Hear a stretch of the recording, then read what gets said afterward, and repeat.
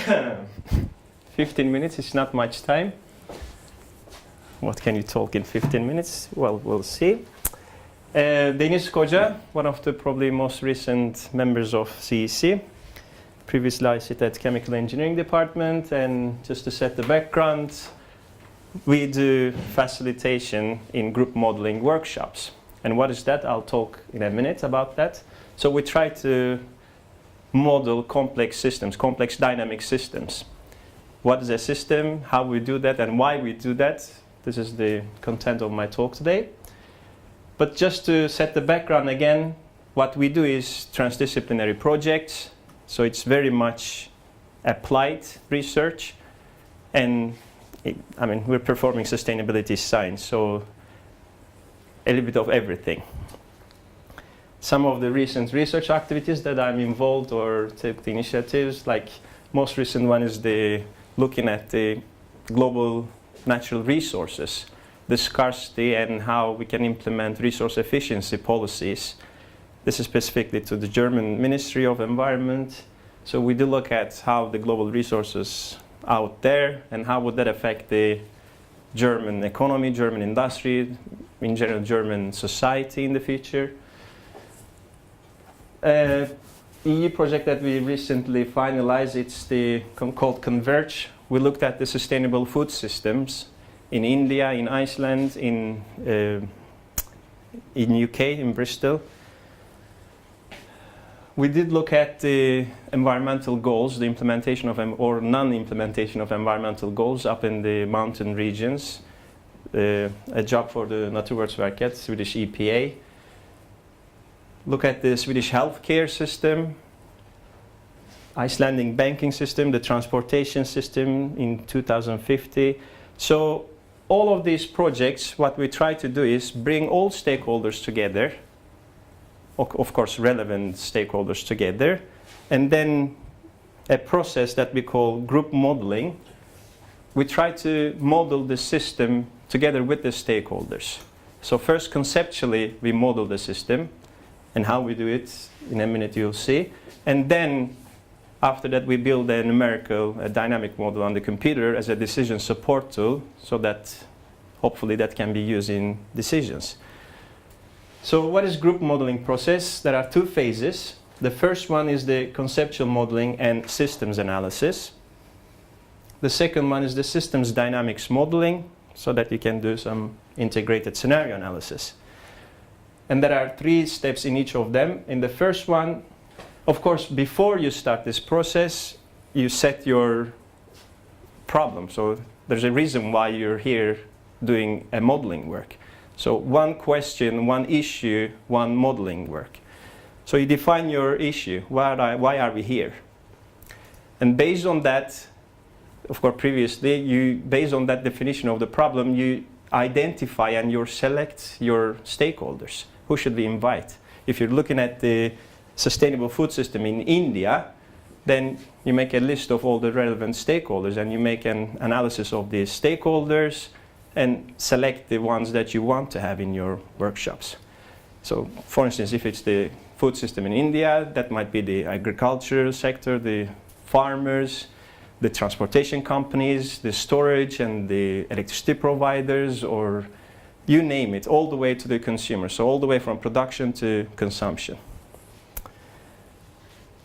So one thing, once the stakeholders are there, you start asking, let's define our problem. Like, why are we here and why are we doing this modeling work? So that's the first step. And after that, you clarify things. Okay, here is our system. We're modeling this system. You set your geographical boundaries, you set your temporal boundaries, you're much specific on what you're modeling. And then you say, okay, if this is our system, what components actually bring this system together? Let's identify this thing. So you have a set of elements that forms that system. If it's the food system in India, then people start talking about the land, I need the water to grow, the sun should be there. The whole process, how we grow the things, and then how we ship it to the retailer, and from the retailer how it ends to consumers, what is needed, all the raw material used, etc. And when this is done, you start to dig into the causalities, the linkages, interlinkages between these components. What affects what and in what way? And this is the most crucial part of the whole process, because if you have stakeholders from different backgrounds, an academia talking to a farmer, or an economist talking to a physicist, then you may end up in problem. So you need a common language so that everybody understands what we're talking, why we're doing this work. And this common language, what we call is causal loop diagram. It's not rocket science, it's simply arrows and plus and minus signs. An arrow indicates that there's a relationship between these two parameters, and a plus means that this relation is positive. It's positively related to each other. So if you have an increase in this one, this increases as well, or the other way around. If this decreases, this decreases as well.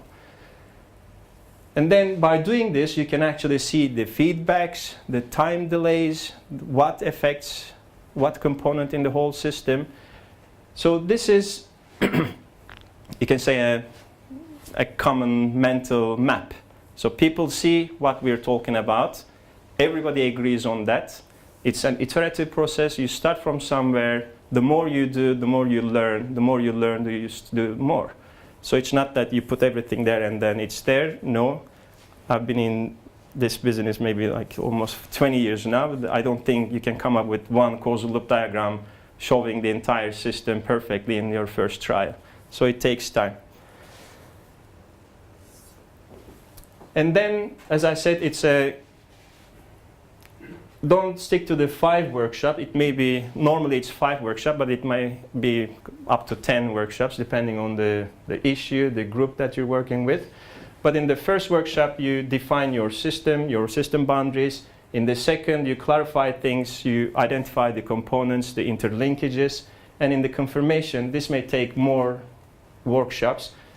And in the last confirmation step, there's a general consensus in the room. Like everybody says that, okay, this is how we agreed on. This is how our systems look like, and and this is how it works. And once we have a final version of this causal loop diagram, then that's our mental model.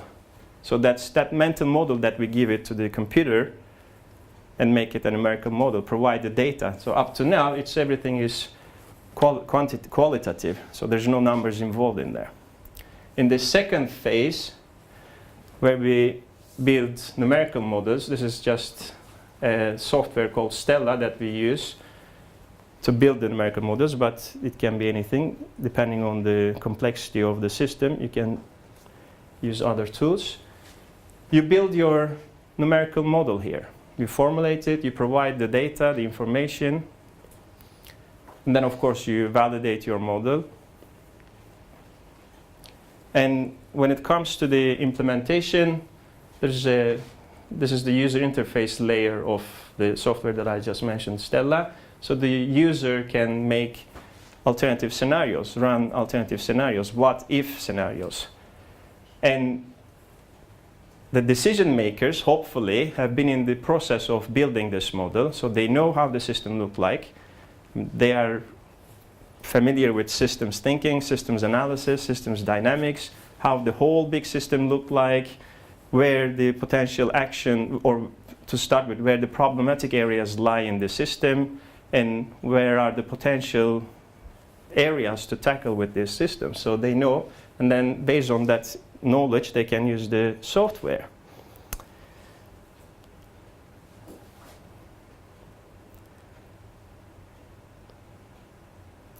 I tried to put some, again, causal loop diagramming, so I thought maybe I can go through with this and see how it makes sense.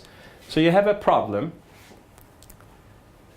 You observe the system, the symptoms, which provides you the data, the numbers.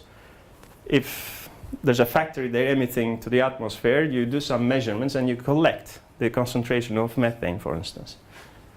Or you get your data from the literature, or you perform some experiments and you collect data. So the numbers are here. And of course, the more of these, the more data you would have. This is what it indicates, the causal loop diagram. When you have the raw data, you need an initial level of knowledge and experience to do an analysis. And the experience you gain from different events. And it's only after that, after this analysis, this raw data turns into useful information. With that information, you can make synthesis, and that builds up into your knowledge. And if you have more knowledge, with the data you can do more analysis, with the experience you can do more analysis, more synthesis, more knowledge. So here what we call a reinforcing loop. Does it make sense? So this is an iterative process again. So more knowledge, more analysis. And then after that, after a certain point, when you reach a certain level on your knowledge, you can define your problem. You say, like, okay, this is my problem definition. Right or wrong, we don't know. But you're satisfied with your knowledge and you set your problem definition. And based on that, there comes the decision making. Based on your problem definition, you say that, okay, I should do more research. And you set your more research goals or objectives to do more literature search, to collect more data if you're lacking. So actually, as a scientist or academic, you take decision as you make decision in your research. So this is where the decision comes from. Or if you need more experiments to get more data, you can do that. And of course, again, this is all feedbacks here. The more literature search or experiment you do collect data, and then the more analysis, you build on your knowledge and maybe define your problem in a different way. Once you're now satisfied with your problem definition, time to act. You say, okay, here are my implementation goals and objectives. You can provide to these decision makers, the politicians out there, and hopefully they will come up with sustainable solution and actions to tackle with the problem, to minimize this problem.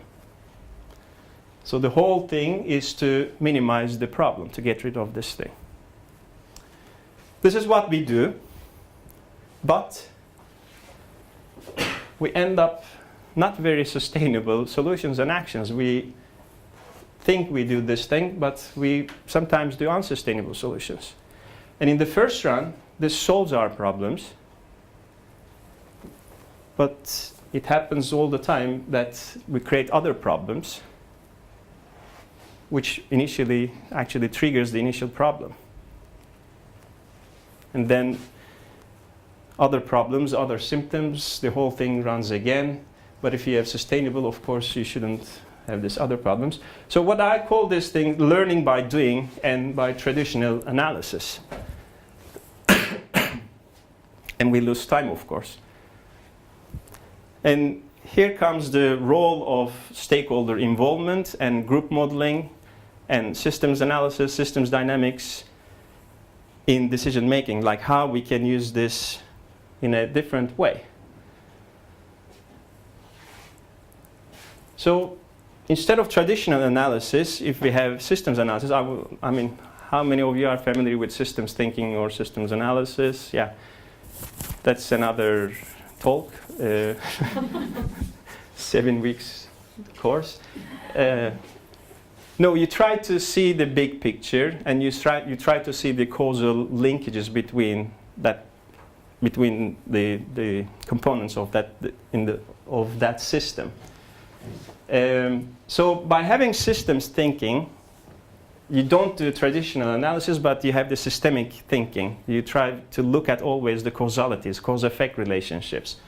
And if you bring the stakeholders on board, then all of a sudden you increase your experience because you're not alone anymore as a researcher. So the experience is increased, as well as the initial knowledge, the starting level of knowledge is increased, because when people bring the stakeholders on board, then all of a sudden the knowledge is shared, the experience is shared. So we have increased of those two. And with those two, and having the common language, what we call the causal loop diagramming, you can actually make these conceptual models. And these conceptual models give you the causal loop diagrams like this, where you can look at and then see, okay, here I have my problems, and the way to solve this problem comes from this way. So it's a roadmap in a way. And that helps you to do more systemic analysis here. And if you do more of this, of course, you end up in a higher level of knowledge and maybe a better problem definition.